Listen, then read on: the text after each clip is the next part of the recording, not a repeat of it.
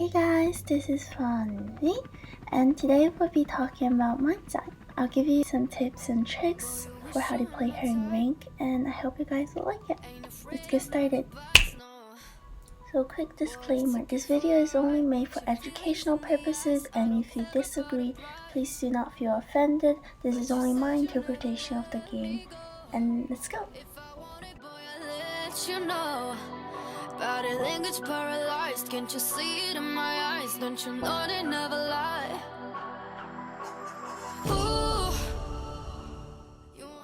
Not necessarily playstyle, but these are things that I look out for.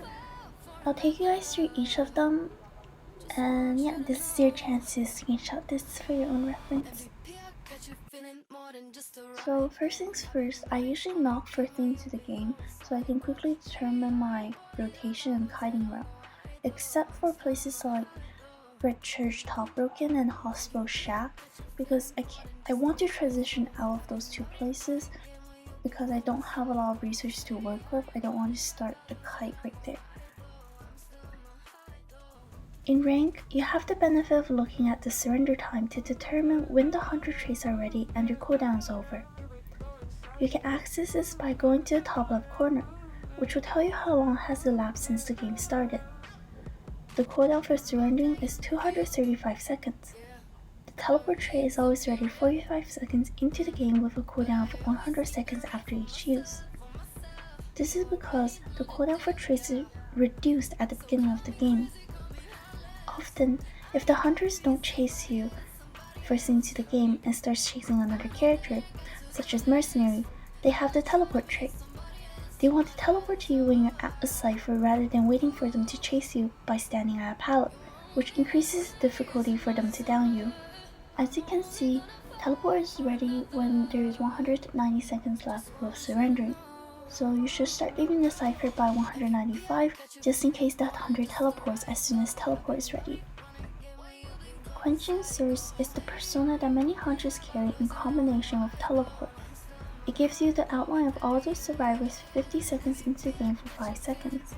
In terms of surrender cooldown, this is between 185 seconds to 180 seconds. If you have already left the cipher at 195 seconds, good, and don't go back to it until Quenching Thirst is over. And it is confirmed that they will not be teleporting to you because they see you with quenching. Blink is up 60 seconds into the game, so that's 175 seconds surrender cooldown. And usually I do a 5-second countdown for my duel, or I ask them to do it for me during my kite or their kite. Self-explanatory, I don't need to do more explanation for this.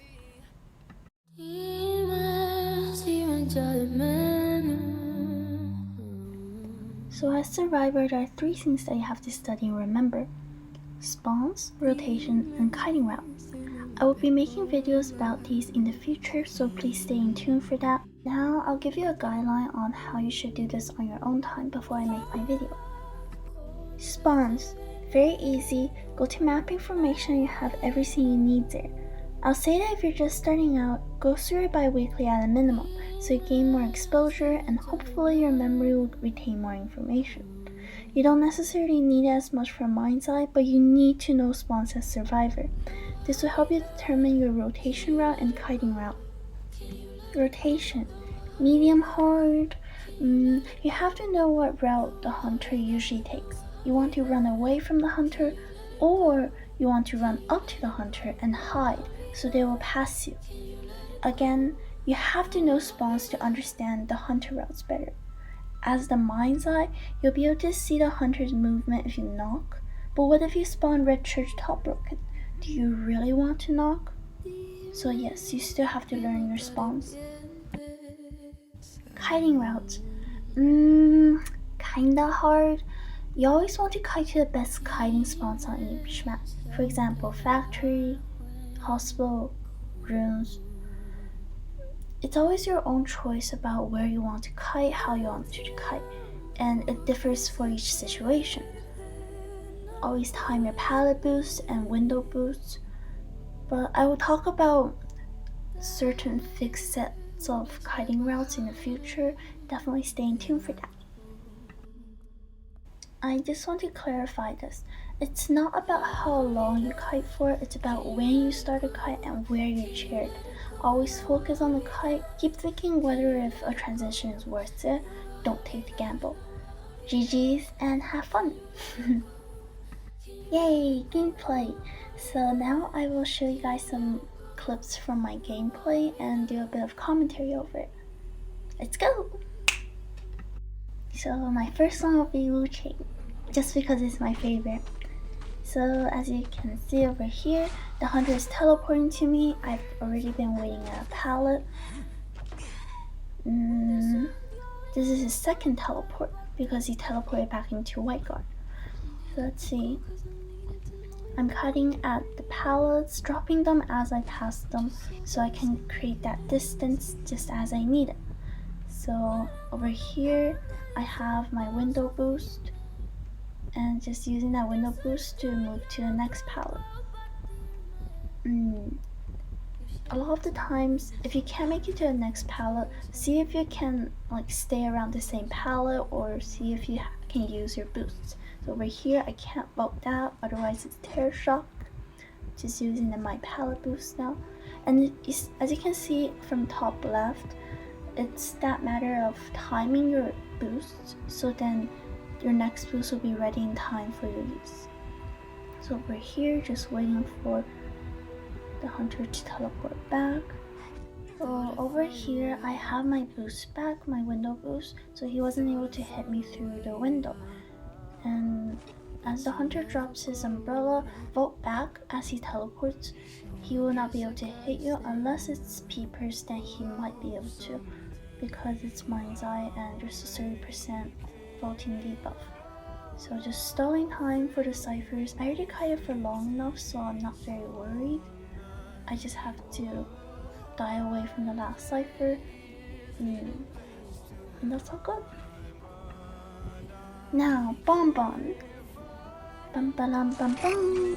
So over here, the sea is cutting outside possible, and the hunter sees that I am first floor, so he chooses to blink in and start the chase on me. So as usual, I kite upstairs and I do my ping of the hunter is chasing me. Just counting the seconds and dodging the bombs. So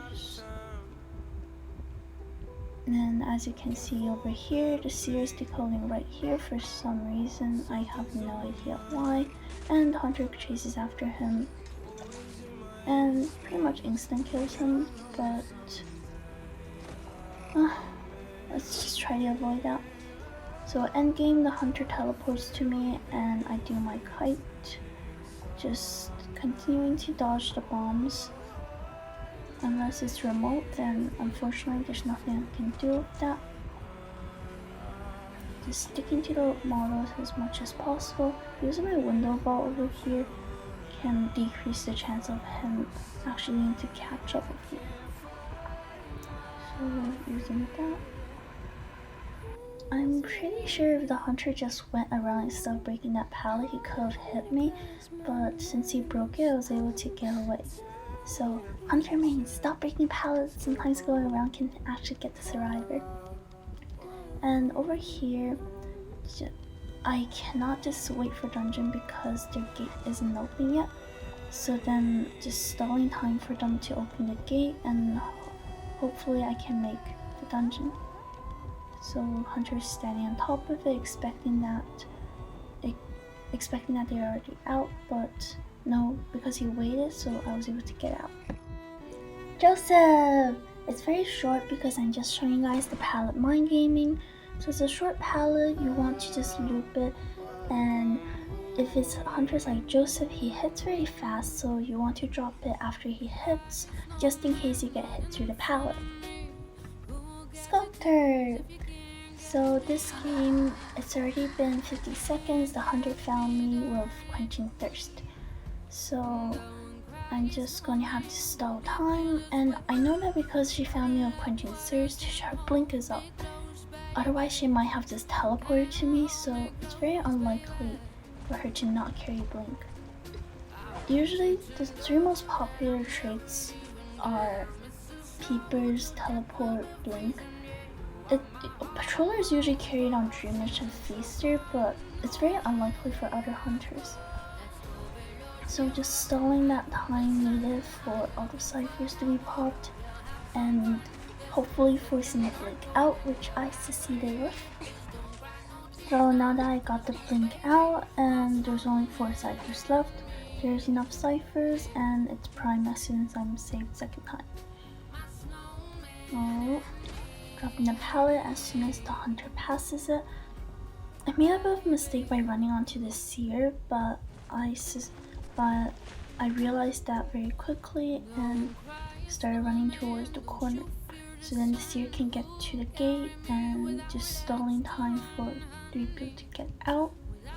So second presence, not much I can do, but everyone's able to get out in time. Ideally I should have died a bit further from chair, but it was enough. Now Mad Eyes. So Mad Eyes. So as the hunter came from 3 pallets, I know to go to factory immediately, so I'd be able to create more distance by dropping this pallet. So same as the window boost, using it to gain more distance. Unsure if the hunter has blink or not, I chose not to go to the window and stayed at the pallet over here. And there isn't much of a choice for me, so knowing that the hunter will hit me over here, I ran straight into a factory instead of keep on looping the pallets. Because the hunter didn't drop a peeper, I assumed that he probably had blink, so I chose not to go into 3 pallets immediately, but to be outside of 3 pallets. So here's a really cool trick. So run forward and then vault, so then the hunter doesn't have time to react to it. And over here, because he blinks, so I chose to go inside. So even if the person that's decoding there takes a hit from me, they will not die, and we can both get away safely. So during this time that the hunter is on his council, I need to transition so then I can die away from the ciphers that Keeper and everyone else is working on. Just picking my corner. And then during this time I used my cane. I realized the hunter actually is kind of far from me, so I thought there was a good chance to transition again. Always keep your distance, and the more distance you have, the easier it is to stall more time for decoding. So I made my way over to Sandbags, which is also a better kiting area than Shack. This is just mind gaming and not vaulting until I see that the hunters confirm it to not double back me. And now I can vault because even if he did double back, it doesn't really mean anything. So looking at the hunter over here, I chose not to stay around that pallet because most likely as Mind's Eye I will have to drop the pallet immediately. So he didn't go through the pallet, so I chose not to drop it either. So he started to wall me off. I made a mistake over here by running up to the hunter, and then he just kind of trapped me with him. But it was alright, it was like a kite. Bonus endgame. So quick lesson on endgame plays. So a lot of the hunters like to carry a persona called Announcement. So they'll be able to see you for 5 seconds after all the ciphers are popped. Same for survivors, you can also carry Distraction, which is included if you carry Snooze, which I have in my Mind's Eye build.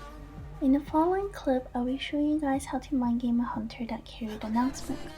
So here I have the ciphers primed, and I'm just waiting for Merc to make the save. Now that he makes the save, I'm just waiting for a hit to pop.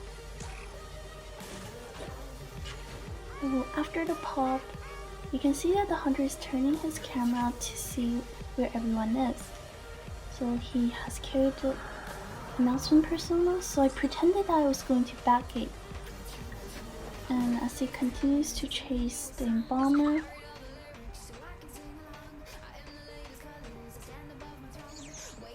And as you can see, he has lost the Informer because he has doubled back too many times.